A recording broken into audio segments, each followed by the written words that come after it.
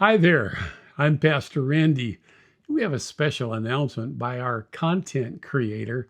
His name is Aaron Tinney, and he wants to share something with us right now. Look, if you're a parent, chances are you've heard of Roblox. You've probably even seen it. That big, bright, blocky world where our kids can build things, play games, and connect with their friends. And, on the surface, it really does look amazing. A fantastic creative outlet. But, and I'm saying this as a friend, are we really looking closely enough? Because what's happening in the shadows of that digital playground? Well, it's something I really, really think every parent needs to know about. Okay, so let's get into it. The appeal is it's undeniable. You can totally see why millions of kids are on it every single day. They get to explore all these different games, hang out with their friends in a virtual world, and just let their imaginations run completely wild. I mean, it's a social hub and a creative sandbox all mashed into one. Of course they love it. And this is where we have to take a deep breath and get serious, because while our kids are seeing friends and fun and adventure, predators are seeing a hunting ground. The very thing that makes Roblox so open and social is also what creates these hidden doors for really dangerous people to walk right into our children's lives. Now, this isn't just about the usual stranger danger talk we all grew up with. This goes way, way beyond that. We're talking about organized, malicious groups that have very specific, very harmful goals. And one of the most disturbing examples of this is a cult-like group that calls itself the 764 Group.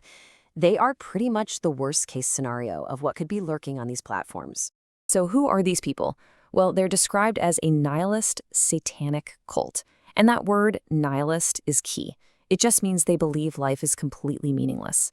And that twisted philosophy is what drives them to target vulnerable kids, to push them toward these unthinkable acts of violence, usually against themselves, almost as a way to prove that nothing matters.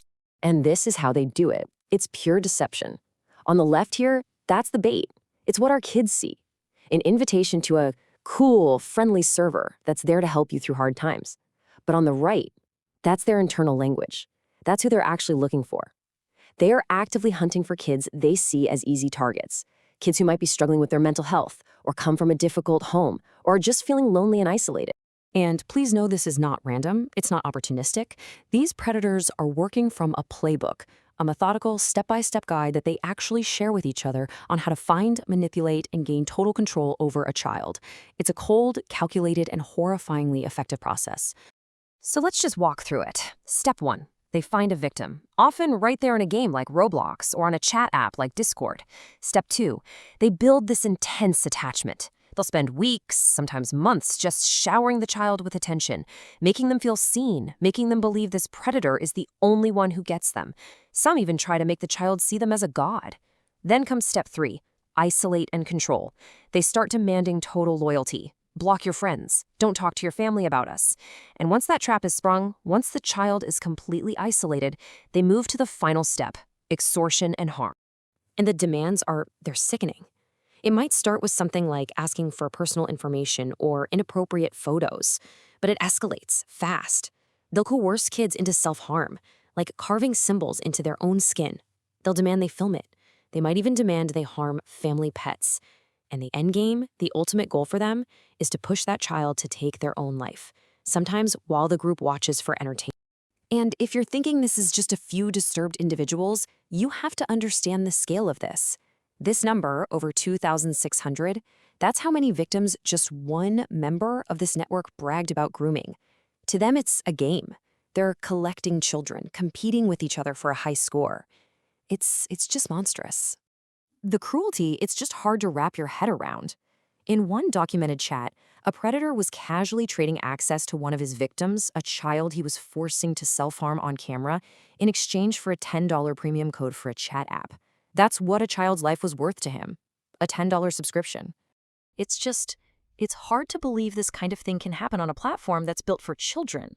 So it's worth taking a quick look at how Roblox's own system might be creating an environment where this stuff can fester, even if it's unintentional. So the whole platform runs on this virtual money called Robux. We, the parents, use our real money to buy Robux for our kids. Then our kids spend that Robux on virtual items in the game. And here's the key part. With every single one of those transactions, Roblox takes a pretty big cut, reportedly around 30%.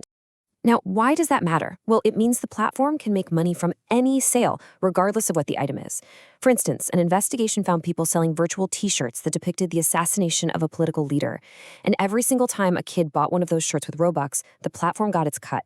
It creates a business model where the main incentive can be to just encourage more and more transactions, not necessarily to rigorously police every single piece of content that users create and sell. Okay, I know that was incredibly heavy and probably terrifying to hear. But please, don't shut down. We are not helpless here. Let's shift gears to the single most important part of this whole thing, your action plan. What can you do about this right now? It really all boils down to two simple but incredibly powerful ideas. First, you have to monitor what they're doing online. And second, you have to talk to them openly about it.